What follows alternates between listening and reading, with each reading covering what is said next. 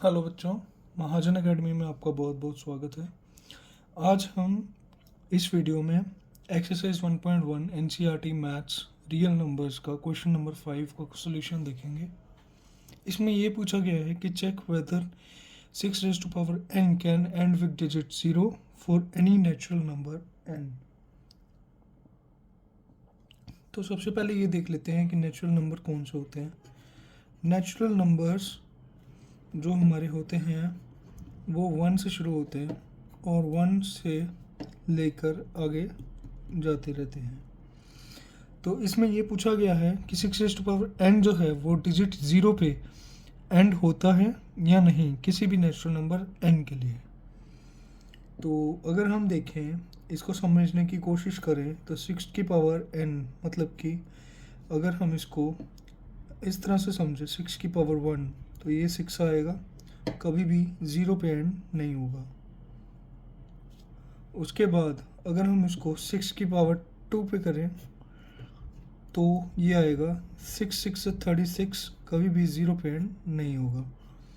फिर से 6 पे करेंगे 6 की पावर 3 जो होता है 6 6 से 36 इंटू 6 36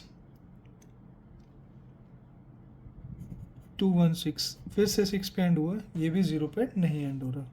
तो इसका सोल्यूशन हम इस तरह से लिख सकते हैं कि जो प्राइम फैक्टर्स होते हैं ना, प्राइम फैक्टर्स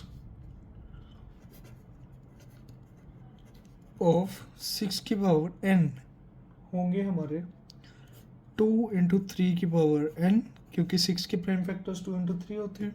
तो इसको हम इस तरह से भी लिख सकते हैं 2 की पावर n 3 की power n।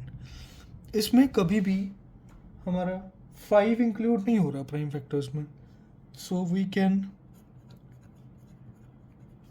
Clearly observe that 5 is not a factor of 6 की पावर n।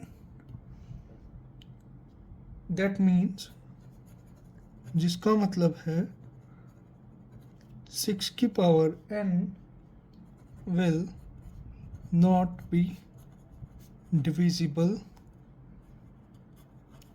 by 5। इसलिए हम ये कह सकते हैं कि 6 की power n can not and with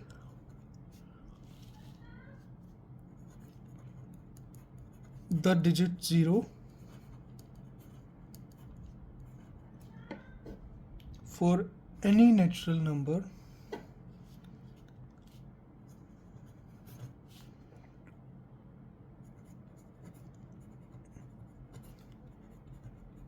n। यही हमारा क्वेश्चन ये वाला समाप्त होता है।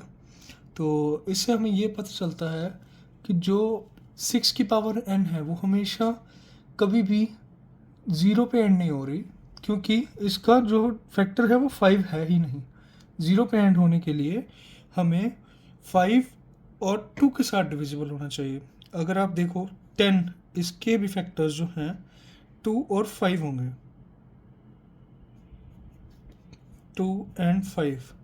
तो इससे हमें ये मालूम पड़ता है कि 6 की पावर n के जो फैक्टर्स हैं वो कभी भी 0 पे एंड नहीं होंगे, हमेशा 6 की पावर n जो है वो किसी और नंबर पे जाएगी, मोस्ट प्रोबेबली 6 पे। Thank you.